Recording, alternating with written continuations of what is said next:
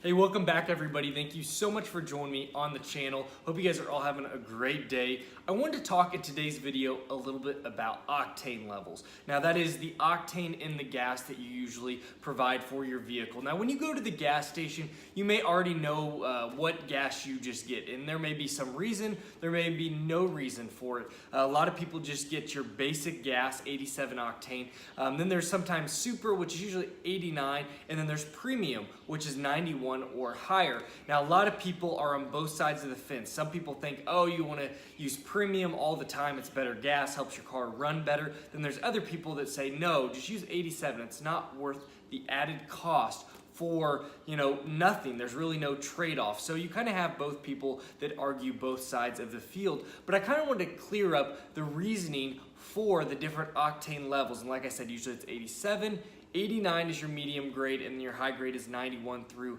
usually 93 or 94 octane.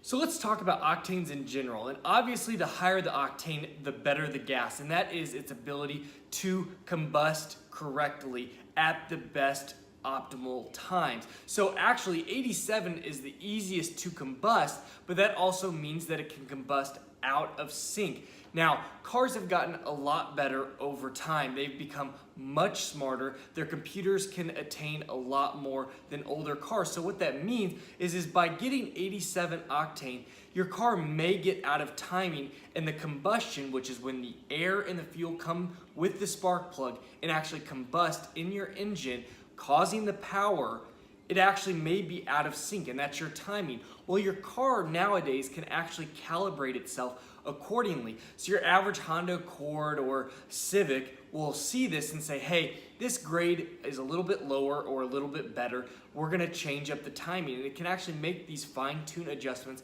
as you're driving. And what that will do is cause your car to run better. Now, if it is not running perfectly, usually we'll hear this knocking, and that's what we call knock. And that is when the combustion timing is happening in the engine, it's not at the optimal point. You want it at the most combustible point when it creates the most amount of power. And if it's a little bit higher or a little bit lower on the scale, if you can imagine a scale, this being perfect, if it's out of sync, you'll get a knocking, which can eventually lead to pinging, which is actually something that can cause problems. But for the most part, I will say a lot of everyday vehicles are smart enough that buying 87 fuel or your base level gas is just fine. It will not hurt the vehicle, and it will not actually lead to prolonged problems. But what is the point of vehicles that actually need the higher premium gas? And that is sports cars such as this, or it can be just a premium vehicle that has a higher compression rate in the engine. It requires better timing, it requires a better fuel, which is the higher octanes. Cars like this actually say on there, they recommend or sometimes require 91 or higher, which is your premium gas. Now I actually have my Corvette's owner manual, and I'm gonna go through this. I've never actually looked, but I'm guessing it says that it wants 91 or higher. Now a funny point is my Acura TL actually in the gas cap area says requires premium gas only, and that's because the VTEC in it really runs at a better rate. Now you can put lower rates of gas, you could put regular gas in there. Now we'll say that the car will not run at 100% performance. It will actually run at a worse performance level than if you put in premium gas. But let's check out the manual and see what it says for this Corvette.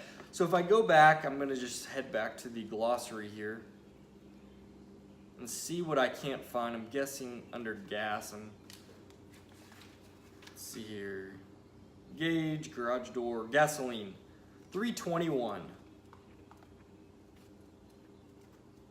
So if we go to 321 here, missed it.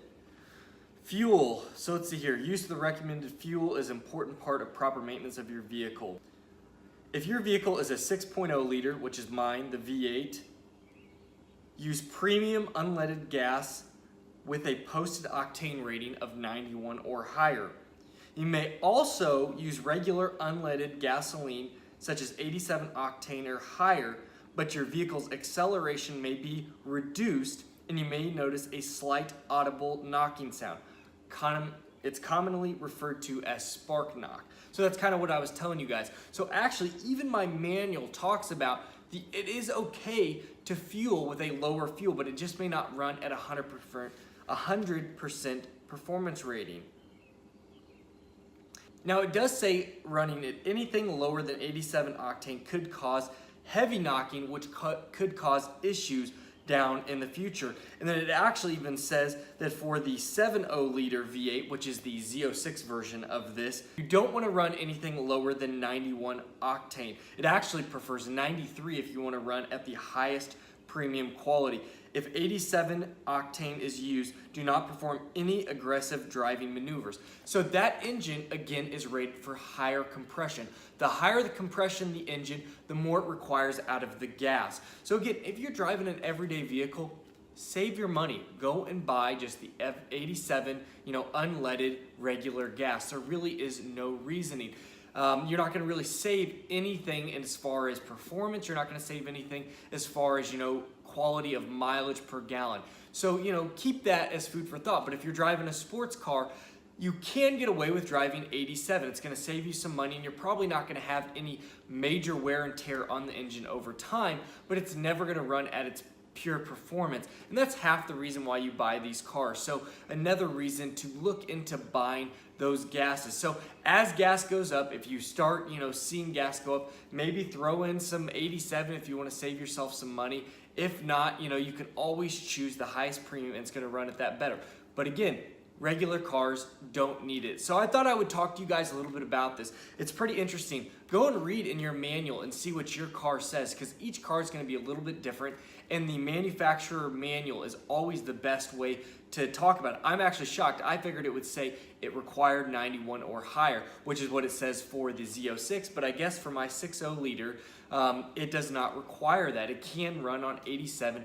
It's just saying it may not run as good, as efficiently as is possible. But again, thank you guys so much for joining me. I hope you guys enjoyed this video. Hope you found it really helpful. If you did, please hit that like button. Subscribe if you're not already a part of the family. If you are, love having you guys. Thank you so much. Thanks for all the support. You all have a great day. Take care, and I'll see you tomorrow.